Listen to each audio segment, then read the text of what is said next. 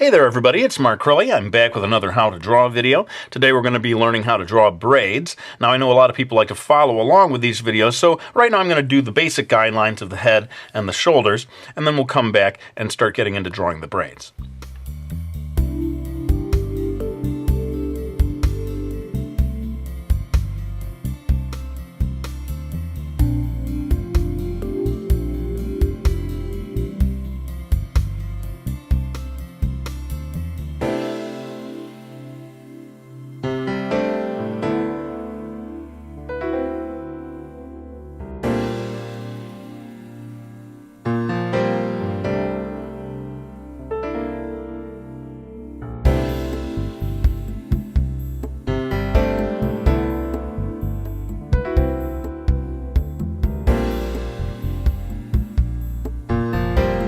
Alright, well I think we've got enough of the basic guidelines in place. What I'm going to do right now is reshift the focus right in here on the one braid, and we'll start getting into the details of it. Alright, so I should say first of all that there are lots of different ways of braiding hair, of course, but I looked at one photograph and I saw a girl who had done her hair like this. And it began with a very loose, large strand of hair. I don't know if strand is the right word, but it comes across like so. So you're taking this sort of larger mass of hair up here and pulling it down into one of these divisions that will eventually get braided together. So again, if you're following along, you can try to get this in as like your first part of the braid. But the actual subsections of the braid are going to come in down here. Now, you know, it's funny because I've only just started with a refocus here, but I think I should probably refocus yet again so that you can see what I'm going to be calling these subsections, which is my method of making it easier to draw braids. Now, I know a lot of people will say, well, it's not that hard to draw braids, but I, for one, find that it can get a little confusing, the pattern that emerges when you try to draw a long series of braids. So I'm going to show you my technique, but to help you out, I'm going to zoom in yet further so that you can see the basic shape. Okay, so this is the method that I have come up with, and you know, some people may feel it's weird, but for me, I find it's the easiest way to do this. And what I've come up with is a kind of an upside-down heart shape, or it might more accurately be described as a kind of a check mark shape, because one side of it is maybe a little longer than the other. So if you look at this basic unit here that I've drawn, this is the thing that I'm going to be repeating again and again. So watch how I do this, and each time it's going to get just a little bit smaller. And I find, just for me anyway, remembering what this shape looks like is not so hard. And getting one to fit inside the other is maybe easier for me to remember than trying to start figuring out the, you know, the individual strands of hair that are folding through one another and so forth. And, you know, maybe it's just me, the idiot that I am. I can't remember, or I get sort of lost in the pattern if I try to really draw it the way it is folded as hair. And I got to be careful because I'm getting down to the end of the frame. But what I want to do now is show you that once you've got some of these, you know, upside down hearts or check marks or whatever you want to call them, it becomes a relatively simple matter of taking one line on each one of them and continuing across. See? And then that goes like that. And then that goes like that. And there is my handy dandy little trick. And if you want my new book on how to draw braids, just send $9.95. No, you don't have to pay anything for my little trick here. It is I might include this in Mastering Manga 2, actually, so don't get angry if I repeat myself here. But that's my basic trick for drawing braids. And I'm going to pull back a little more so that you can see me repeat it all the way through to finish it off.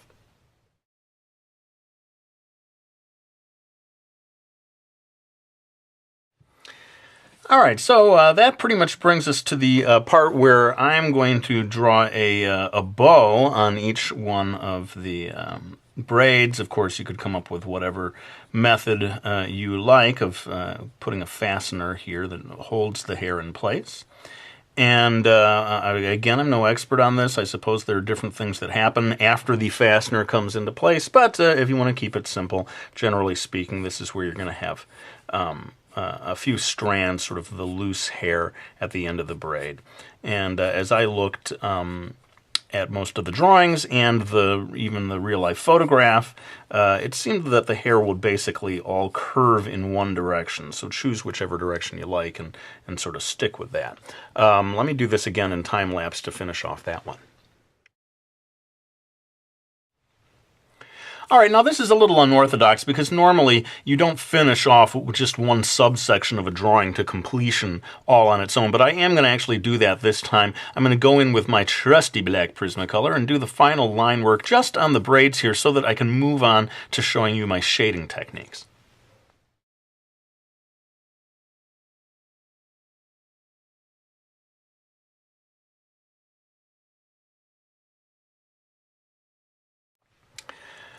All right, well, I'm sure most of you are aware of the fact that today is National Refocus Your Camera Day. And I hope you're all celebrating it the way I am by continually refocusing the camera every 3 minutes. So what I'm going to do now is refocus so that I can get in a little closer to show you my shading techniques on the braids themselves. All right, so I showed you my kind of upside down heart or check mark thing. That's, for me, a great way of sort of getting the basic lines in place. But at this stage, you may want to start thinking about the actual structure of the hair. And the fact that this is a strand of hair here, this is one of the strands that she has pulled, and it's curving here. If you want to get into the shading to the degree that I'm doing here today, that line is actually coming down to this one, right? And that is a single strand of hair there. And that also can affect your decisions about shading. That, like right around here is where I would want to darken things in, maybe also on the other side, but certainly not so much in the middle. And, just for fun to continue this idea of how this is a single strand of hair, I'm going to go ahead and shade right here, with this all being a single sort of rivulet of hair flowing down the mountain of her braid. What a weird metaphor. Mark Riley, king of the weird metaphors. So that gives you a sense of the actual structure that's underlying this. And then I'll just go back in over here and repeat the process for each individual piece. So it does help to, what I started doing here in a way is also incorrect because I looked at a photo of the hair, and as I recall, you're going to have this actually curving down here. I hope that's showing up. I'm getting a little obsessive compulsive here with doing, but I figure, hey, if I'm going to do something on braids, let's go all the way and teach it in a crazy detailed way. But if you want to get serious, if you're drawing like a close-up of your character's face and she has braids, why not go all the way down to the details and show the way the hair bends around as it flows through the design. People who like details will appreciate seeing that extra level of detail there. Well, I think we're probably as far as we need to go with that aspect of it. I'm going to go ahead and time-lapse and finish the shading on both of the braids.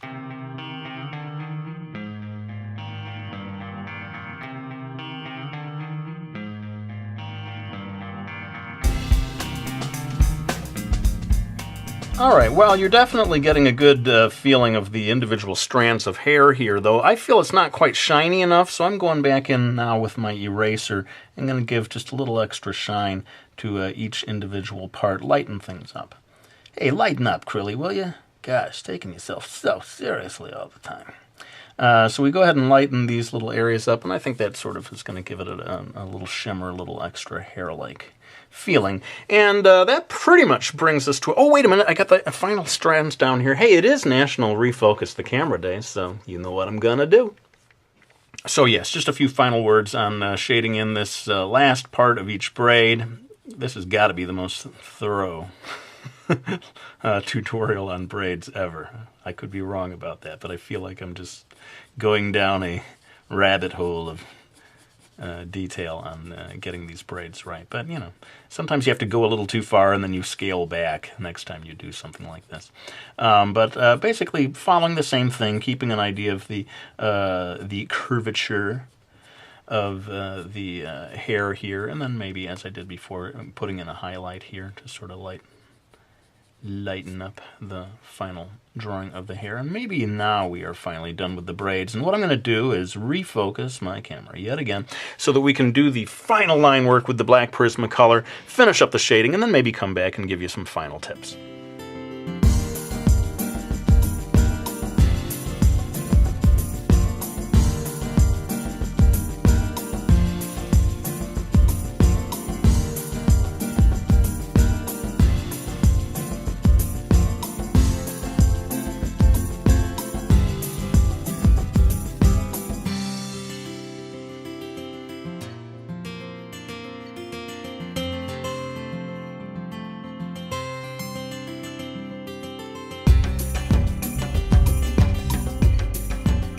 Okay, well, there's my video on how to draw braids. I hope you found it useful. My last little tip would be, don't forget about the shading on the individual subsections of the subdivisions.